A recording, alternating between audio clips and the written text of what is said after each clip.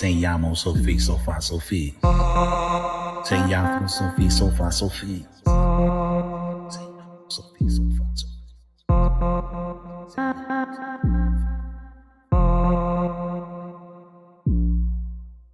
Started out in a hotel up in the bay.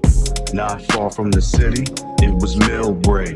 Brought enough for 10 pounds, yeah, we was getting down. Vacuum seals, shipping boxes, they was getting round. Plug told me I step up, he'll step up. Match me with the work, straight come up. Elevated to 20 pounds about the ground.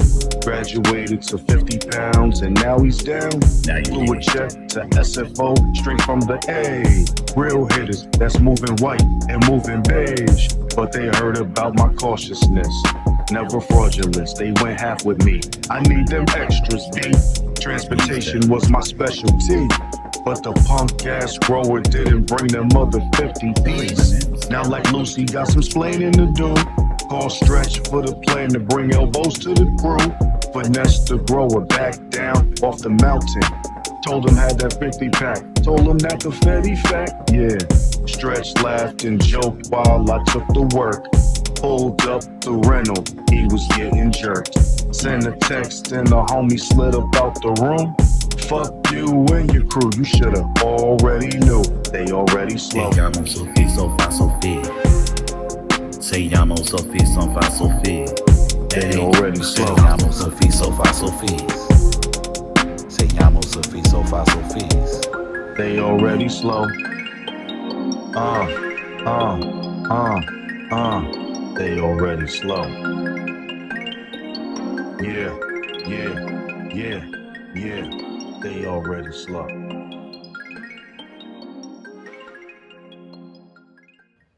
Brand Power Direct, it's your guy, Rhett Butler. Thank you guys for being followers. Thank you guys for listening to me. I am a brand strategist by trade, but I just give game for a living. I mean, I've lived a lot. I've done things. Proud of it all. Some were mistakes. A lot were mistakes. But at the end of the day, we're still here, and we're happy, and I'm focused, and I wanted to talk to you guys. Please do me a favor before we get into all of this. Like, share, subscribe. You know, we're a small but mighty channel. I'm really going to start giving you guys a lot more content. But one thing I do hope amid all of this conversation, because I feel like right now we're having a symbiotic moment when we do these things, what I hope more than anything is that you guys find the ability to find yourself in my words. It all comes from experience. I've been up, I've been down, I've been in the middle, pause. And I need you to understand one thing. The only thing that remains above everything is passion and purpose. And in the purpose lies the passion, or else we have nothing. And that's a fact, right? So every day I wake up, sometimes it's hard, and I want to be totally transparent. Sometimes it's not easy. I go through a lot of mental challenges. Shout out to my therapist, Tiffany Brown. She's awesome. Yeah, it's a lot going on. But it's Tiffany Jones, by the way. I always say Tiffany Brown. Don't get at me, Tiff. I love you. But I need you guys to understand at the end of the day, man, we all we got, you know. I've been going to a lot of funerals lately, and I'm not happy about this, you know. But I'm still here, and I'm staying vigilant. I want to talk about, in terms of branding, Damon Dash. You know, I'm going to tell you something.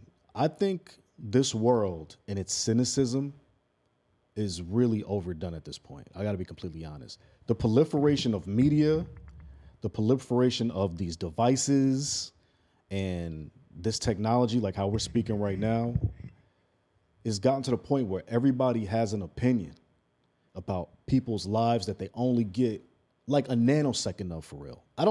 None of us know Dame Dash for real. What we understand and have seen was his image in the entertainment business, as well as just as a businessman in general, mogul, impresario. You got to give him all of those things because and using his language, he has multiple verticals, and we've watched him utilize and express his creativity through those verticals in business over decades. So you got to give anybody props that is willing to get in front of the major mass media of the world, be themselves unapologetically, have a staff full of black folks, and take dubs and L's the same way. And one thing I'm going to say is everybody running around here, and when I say everybody, I'm not generalizing the entirety of the audience watching Dame Dash's journey. I'm speaking specifically to those that have negative comments to make about the guy, naysaying, doubting, and all of that kind of stuff. And I'm going to tell you why that's weird to me. Because at the end of the day, everybody's journey is a hill and a valley. That's a fact. Like, there's not one person that's had a straight line journey. Maybe there is. I don't know that person. It's not my journey. And to be quite frank with you, if your journey is a straight line, that sounds like a flat line to me. Sounds like a flat line to me. You need to have some diversity in how you're moving. And that's a fact. But whatever, you know what I'm saying? Like, that's just my opinion. But I will say this. People who are watching Dame Dash need to realize in the world of branding and the creation of perception, which is something I feel that I'm an expert in and understanding, I applaud what he's doing because we are in the world of transparency. See, the other responsibility from this transaction is that lens that I'm talking to you on now and that you all have in your pocket or in your office or in your studio, shout out to my studio, the studio at Gateway, book today. It's all going to be online real soon, brandpowerdirect.com. But for all of y'all who have something to say about Dame Dash and you're naysaying this man, I want you to understand that what he's doing right now is genius. See, the first thing was he kept it real with you about his teeth when his teeth fell out. The teeth fell out. It is what it is, right? The teeth fell out. It is what it is. But ever since the teeth fell out, he's been transparent about it. He went on the Art of Dialogue program. He had the Billy the Kid mask on. He turned it into a cool thing to not, he tried to make it cool on the ranch with the cowboy clothes and not show his mouth, pause. And then now he's recently gone back to his platform on American New, which support that. I downloaded it. Salute to you, brother. And now he's taking the mouthpieces out and he's speaking without it. And I'm gonna keep it a bean with you. First of all, I respect the transparency because it is what it is. There's nothing to hide from. We saw it and he's still here. Like, let this be a lesson to everybody that thinks you're gonna have perfect branding. There's nothing perfect about branding. Creating perception is about authenticity. If you don't understand that he's being his truest, authentic self right now, you don't know ish about branding, son. That's a fact. Nothing's supposed to be a straight line. I told you, that's a flat line. Authenticity comes from vulnerability. He's being vulnerable. With the vulnerability are lessons. So, with that being stated, Dame has gotten on the journey of documenting his life for us. He's been doing this for years and years, right? Before all of this was popular, we got to salute that man. He always had a camera around. Now he's showing you the other part of his life, right? What some people will call the fourth quarter of his life and how it's still financially solvent through the family office. And if you don't understand family office structuring and trust and all of that, if that went over your head, just go look it up. He's talking to you about the ways people have been moving around in this country for years. And that leads into the bankruptcy conversation, which I'm going to get into very slightly. I'm not an accountant, but I do understand and understand what he's saying when he's talking about filing for bankruptcy and all of that stuff. He's protecting himself. Plus, as he said to you, he has a family office. So I'll give you the through line in that statement. All his assets are over there with the family in a trust. That's what that means. So whatever you're going to come at him for specifically, his social security number, he's telling you on the front end, he's already protected his stuff by putting it in a family trust. He's not moving regular, so you got to relax. He's already done what he had to do. And to keep it a bean with you, for those who say he's mismanaged money and this, that, and the third, listen, when you're young, if you're not balling, then that means you've had great tutelage. Most of us, including myself, when I got big checks or big scores or big licks, I was absolutely blowing most. I'm not going to stunt. There's a million things I could have done with all the money I made of my life from doing legal and illegal things, facts only. But at the same time, wisdom from age and L's teaches you how to do better. So just stop that narrative. That's whack. But on his latest episode, since he's now returned of Bosses Take Losses, I want to talk about the fact that he interviewed his dentist. Salute to that brother. I forgot your name, brother, but you're doing great things. I think he's down in Florida. Salute to your business. But they had a great, in my opinion, conversation. And Dame always leaves you with jewels. So I want to break some of these jewels down because I respect Dame Dash. And I want to make sure on the branding tip, y'all missing a lot. You know what I'm saying? I did read the comments on the show, and a lot of people get it. But I want to put this in the branding technique. So first of all, Dame is being fully transparent and authentic, which is the main component when creating a positive perception with your audience. Your audience has to go through the ups and the downs with you to build trust and transparency. That's a fact.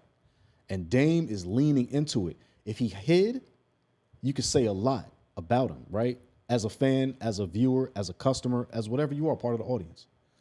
But he's stepping out and he's being, he's being his most vulnerable self in stepping out, because he's basically saying to you guys, look, it is what it is. Y'all see me now. You know, whatever it was I could have hid, it's not possible. So with that being stated, here's where he's at. But I want to go through some of these clips because I liked what they was talking about. Official. If you make your mindset positive and think about the positive things, that is guided by God. It always is. You know, again, it's all about how you react to things. Like what I find a lot, and I've spoken about this, is I'll be in, like, let's say, at my house with my girl, with my baby, and I'm in heaven. Everything's beautiful. And someone can come to my house and their perspective on life is so terrible that all of a sudden I'm in hell. Hell is contagious. People's energy is contagious. You could be in the same exact place and you're like, this situation is heaven. And that a person in the same situation could say, this is hell. And the same set of circumstances is happening to both people. And it's just about their perspective. And if I listen to that person's perspective, then it becomes mine. Perfect. So if yours is negative and that's hell to me, that's devil. Then now you just it's like, now I need an exorcism. Now I've just been possessed by anything negative to me is demonic. Any perspective like, see that right there, because of that. See, I want y'all to feel what he just said, because he's speaking directly to you. If you're one of the ones that's been talking crazy about that man while he's being vulnerable during his journey, which you're supposed to honestly just partake in the journey. Now, I know part of it's going to be cynics, critics. He knows that too. But what he said is you're moving in demonic energy. That's what he said. If you're being negative, criticizing, all of this kind of stuff, you're being demonic. Those who are watching his journey with positive energy and positive hopes around his future should be pouring into him from afar. If you see him going through something that you know, if it's happening to you, might be painful, then you should be feeling for that brother, praying for him to have the best life he could possibly have. The problem is people get caught up in style over substance. A lot of folks have always said Dame Dash's style is what gets him. Dame Dash's style is what turns people off. And that might be true, but you got to remember, passion is built from fearlessness, and fearlessness often requires strength. That strength might show itself in ways that are not comfy. I always say to people, if you're trying to do what you got to do and blow up and get it cracking with your ideas, you got to be willing to be very uncomfortable and to break a few eggs. You're also not supposed to put all your eggs in one basket. So guess what? If you broke a few eggs in that one basket, you got a whole nother basket over here, which is what he said with the family office. You got to really understand what's going on here, because a lot of you guys are memeified. Like, y'all think everything's about a meme. Everything's about a joke. Everybody's like on some fake ass Def Comedy Jam right now. Like, straight up. It's not funny, B. It's not funny. Fearless people are fearless for a reason. They don't care if you taking pot shots at their lifestyle and their life. They with it. The whole point is, if attention's the new currency, you are providing it. Period. See, I'm providing it because I rock with what Dame, the essence of what Dame stands for. I don't know him personally. I've seen Son a few times, like at industry, in events, magic show in Vegas, things of that nature, back when Rockefeller days. My little sister's part of the OSG. She's an educator, his principal network. My sister is a principal. But my whole thing with you guys is like the ones that are the naysayers is you need to understand it's not about your personal feelings about Dame. It's the fact that he's still allowing you to partake in his narrative and creating his perception because he's being very honest about the journey. And the journey, if you're only talking about the positive parts, is a lie. That's a fact. Let me get into more of this. Make choice, and if you make your mindset positive and think about the positive things, that is guided by God. It always is. Again, it's all about how you react to things. Like what I find a lot, and I've spoken about this, is I'll be in, like, let's say, at my house with my girl, with my baby, and I'm in heaven. Everything's beautiful.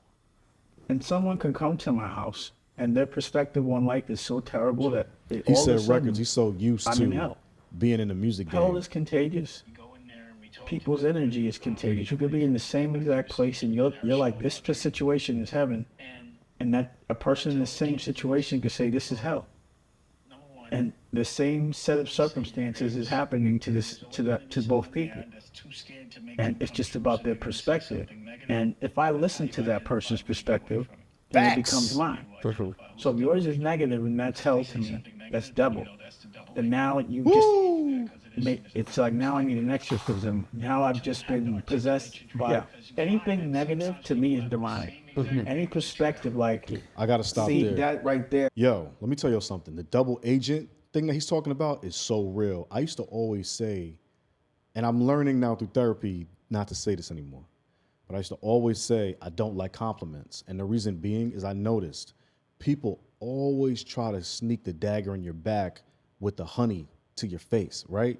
To give you something sweet to chew on, pause, something that you're gonna look past because it feels really, really good and comfortable, while all the while raising the knife while you're looking away to stab you in the back.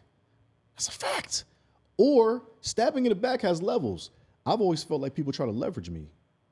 Normally they start with the compliments, butter me up the whole time. They might be making plays on my name, promising favors to other people with my skill set. And then I think I'm doing a favor to somebody who's moving like a homie, and the whole time they had a plan which involved getting me comfy enough to take whatever they're given and help them in whatever way, even if it's not in my benefit or if they're pulling the wool over my eyes to the benefit they're receiving from me being altruistic with the help. This is what he's talking about. And when he said he's teaching his children how not to, how to tell people how they feel about their dreams and express them so that the naysayer can show themselves, I think that's a great thing. I mean, you have to excommunicate those around you who always got something to say, who always got a criticism, who always got a critique. There's nothing wrong with people giving you advice if you're asking for it. I'm big on the opt-in advice component. Like I usually tell people when I'm speaking to them, if we're really close, I say to them, I'm not asking for advice, by the way. I just wanted to talk to you about something and get it off my chest. And I say that because I want them to understand I have a complete boundary line when it comes to being honest, transparent, and wanting to just be vulnerable and seeking support versus seeking advice based on what I'm perceiving as your expertise in that field. Sometimes some people aren't equipped to give me advice, but they're great listeners, or they're just somebody I trust enough to be vulnerable. Not all people that have great advice I want to be vulnerable around. So I think we need to delineate circumstances and the way these things happen. And Dame Dash gave you a great format that he said he's teaching his kids with on how to spot folks that you need to excommunicate from your cipher while also revealing the things that you're passionate about and want to get done. And just to be clear, everybody that I know that's about that action, we all find each other and we stay connected forever. That's a fact. Get back to that you have. And then you can make a dream team because you can't do anything without a dream. Now, can't go by yourself. Exactly. Now you go further and faster with the team. Now somebody takes that idea and they try to get in the way of it at all. I want that smoke. I want you to copy it because I should be quicker anyway. I want you to try to stop me because I want that smoke. I want you to know that my dream is so good that you can even try to stop it. And I will tell you my plans, and I'm still going to kick your ass. Funny quote, and this is for you. My partner. Ooh. Confidence, even with no upper teeth. He's talking like that, man. He said, I want all that smoke. You know, I'm gonna be honest with you guys. Recently, I've started to realize I'm gonna be vulnerable with y'all. I have no problem being vulnerable. I've been going through a midlife crisis on some level. I have, you know, like let me look this up for y'all, just so you don't think I'm wilding. Because sometimes we all forget what this stuff actually means. What is a midlife crisis? I was looking at this morning, and I needed to read this. A midlife crisis is the central period of adulthood, generally between the ages of 40 and 60, characterized by a period of reassessing life, confronting mortality, and dealing with significant life changes like aging, family responsibilities, and career shifts. While some people experience a midlife crisis, a period of emotional turmoil, and a strong desire for change, not everyone does. Midlife can also be a time of growth, purpose, and increased life satisfaction, especially when people cope effectively with the inherent challenges and embrace opportunities for self-reflection and personal development. Listen, at the end of the day, right, I needed to read that this morning, and maybe I reached somebody today. We are not perfect, and we are not an island. We are the sum parts of our experiences, goals, dreams, unrealized dreams, self-doubt, self-reflection, everything. And I'll tell you something. Maybe you're like me and you need to stop being so hard on yourself. One thing I appreciate about Dame Dash and his honesty and his vulnerability is it's inspiring that you'll be out here with your teeth falling out, take your teeth out to have interviews, take me to your dentist's office, talk about the fact that you're getting all of that fixed, talk about the fact that you're going to file bankruptcy, which he said in the beginning of the show before he got the interview with the doctor. Like, this is the realest in terms of vulnerability you can get. These are the most uncomfortable parts of conversation. I respect that. Me right now telling you that I've been going through what I'm going to label as a midlife crisis based on that definition is vulnerability. I'm not perfect. I do a lot of good, but there's a lot of things that I'm going to lament at my age. And self-reflection is like paramount right now and just happens automatically. Even if I'm not triggering it on purpose, it's happening. So one thing I realized throughout all of this is that part of the relationship I'm building with you is to just be honest. And when I see Dame Dash and other videos where people are being vulnerable and honest about their what you can consider losses, wins, whatever, I'm just going to call it their journey. It makes me want to now come and be vulnerable and speak to you about how it's inspired me. Because sometimes I need to watch folks on certain part of their journey that allow me to feel like I can also be honest with the world about my own. You know, one of my close friends passed away recently, and the crazy part about it is I had just left a funeral the same day for my man's mom, one of my business partner's mom. And when I got back to my crib after traveling states away for that funeral for my man's mom, found out one of my college buddies passed away. You know, rest in heaven, man. Rest in power, Aaron Pope. I love you, my bro. And I just want y'all to understand, like, that alone had me thinking about my mortality. Everything. Just getting better, being better. I got up the next morning and ran a few miles just to feel alive. You know, it's real out here. I salute Dame Dash, man. Facts. And he's spitting jewels. Let's get back to that. My partner told me, he said, everybody wants to be a cowboy until it's time to do cowboy shit. And so they don't understand the work that takes to get the lungs conditioned to breathe the smoke. And that happens behind closed door for years. And not everybody wants to do it honest. Yep. So for me, the reason why I stopped selling drugs was because, number one, it wasn't anything that, it wasn't sustainable. It was hurting people in my culture. But people started cheating. They started telling. And I don't play with cheaters. So even in my music business, the reason why I stopped playing with them pause because they were cheating. They still cheat. I don't play with cheaters. If I'm going to win, I got to win fair or it's not a win to me. So there's people that people think I'm in competition with, and we have gotten together and spoken at times briefly. And they're like, we did so much. Man, you know I don't respect what you did. Me and you know the game that we were playing. Now, you did what I would never do to get there. And we used to laugh at people that used to do that to get there, and the dollar amount got you. Do you think the game it's we're playing, you lost. Do you think it's because people become tantalized by? I want to stop it right there. Yo, what he just said is the realest, man. Like, listen, everybody got a past. I'm not going to get into mine here.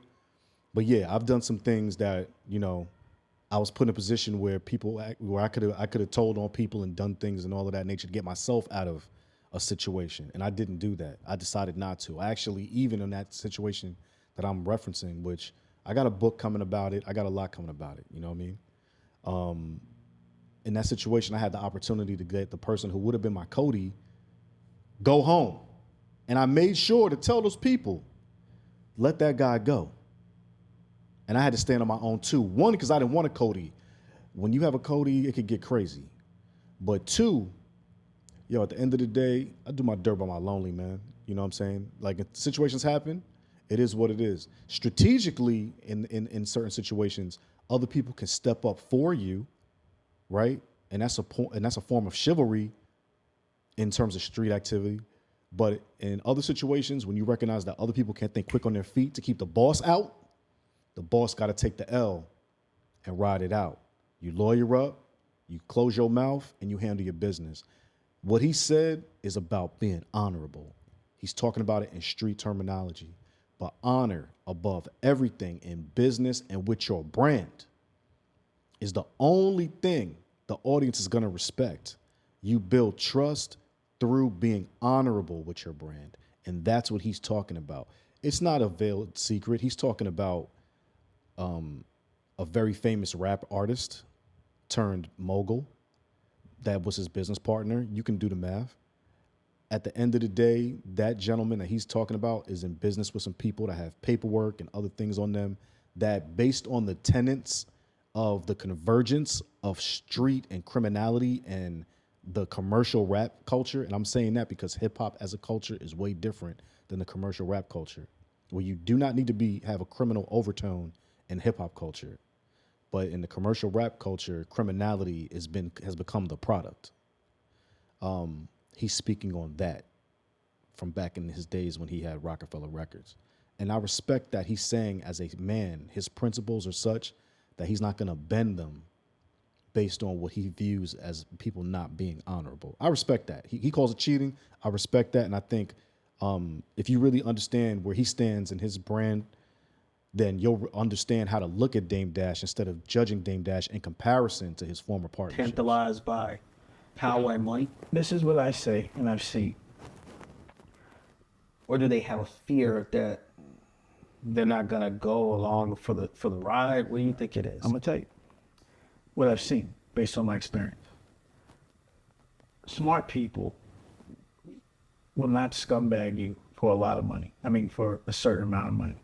So there's people I know that are just very low ceiling that will scumbag me for 10 grand. But for that 10 grand, we never working again.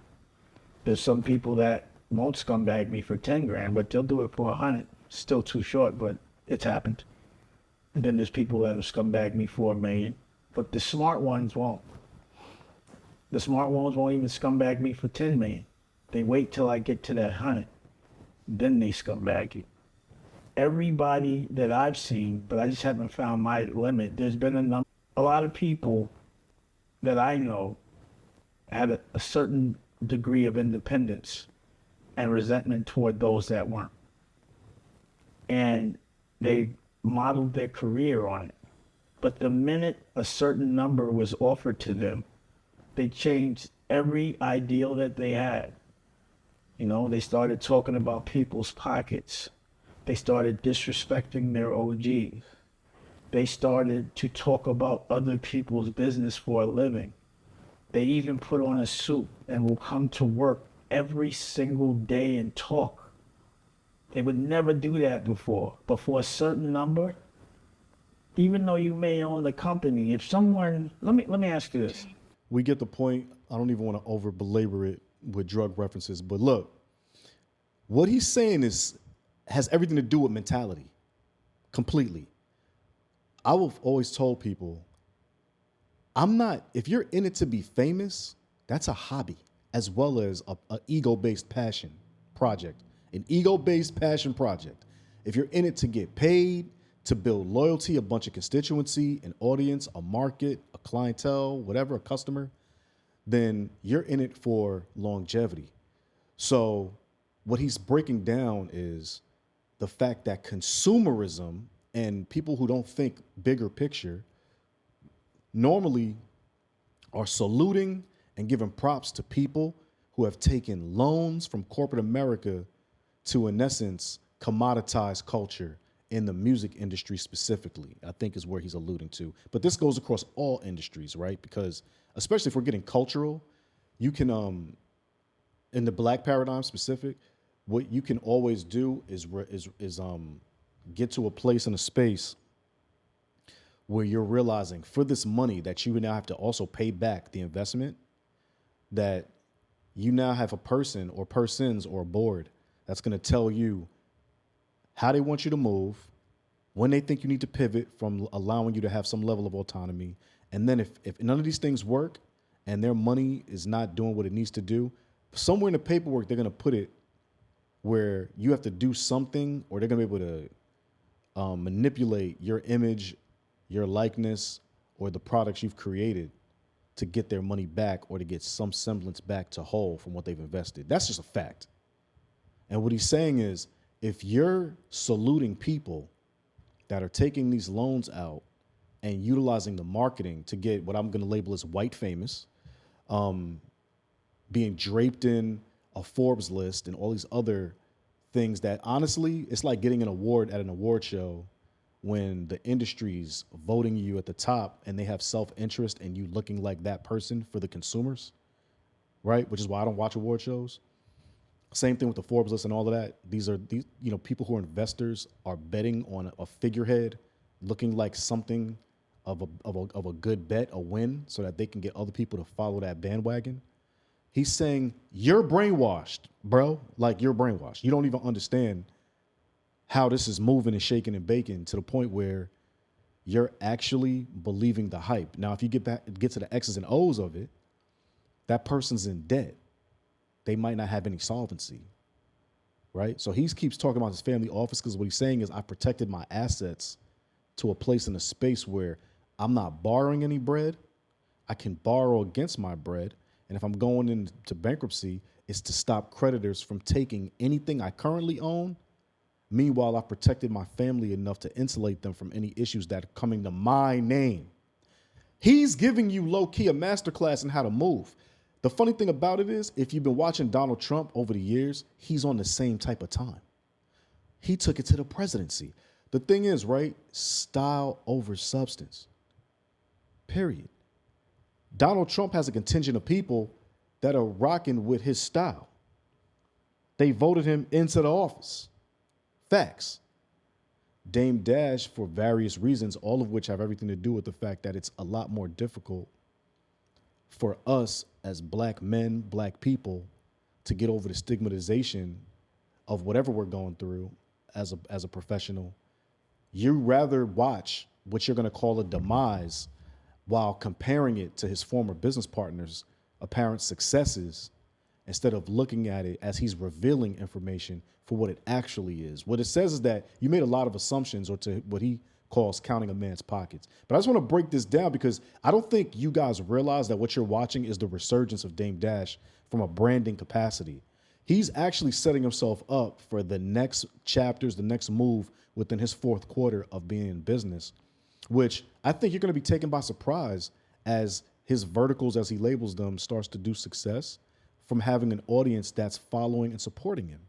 He doesn't need the same audience as his former business partner. He just needs to maintain his own audience. And the more you start paying attention to your situation and stop comparing notes to people from your past or people that are adjacent to you in some way, you're going to be in a good space too.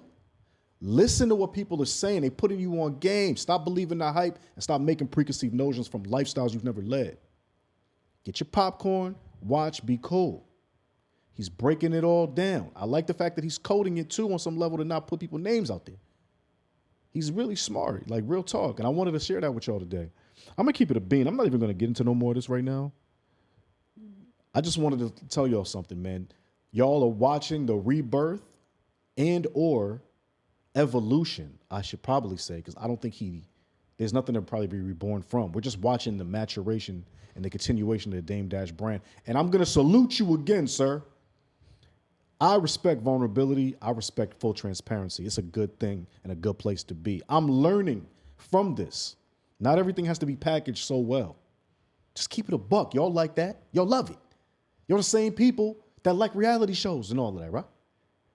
So this is where we are. My name is Rhett Butler. This is Brand Power Direct. Thank you for listening today. I'm going to do more stuff like this. Again, the internet is a wonderland. I'm finding a lot of jewels there. And more than anything, I'm feeling in a mood to share more with you guys. Past just the education, just about experience and keeping it a whole buck with you about just the way I see things through other people's experiences and through my perspectives. BrandPowerDirect.com coming soon. Get your online learning on with your boy. If you're in the DMV, I got an amazing class coming up real soon. It's going to teach you how to be a brand ambassador, a podcaster, a host, all kind of stuff. I get paid to host things locally, on some levels nationally. I'm outside getting it. Whether you knew that or not, it's happening, baby. And I'm in my studio. You too can do the same. BrandPowerDirect.com coming soon. Keep checking that URL. I'm going to also make an announcement, obviously, when it's live for y'all to get up on it. But, hey, live your truth. Be unapologetic. Don't be afraid to be vulnerable. We rooting for you. All right? Yeah. Peace. Thank you. And please like, share, and subscribe. We got you. Easy.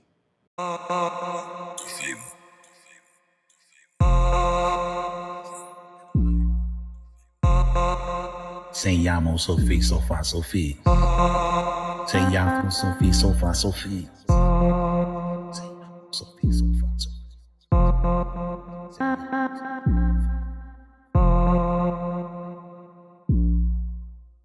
Started out in a hotel up in the bay. Not far from the city, it was Millbrae. Brought enough for 10 pounds, yeah, we was getting down. Vacuum seals, shipping boxes, they was getting round. Plug told me I step up, he'll step up. Match me with the work, straight come up. Elevated to 20 pounds about the ground. Graduated to 50 pounds and now he's down. Blew a check to SFO, straight from the A. Real hitters, that's moving white. Luxurious, tasteful, decadent, delightful, delicious. Gelato? Don't mind if I do. Jolie's plant-based gelato. Plant-based luxury, defined.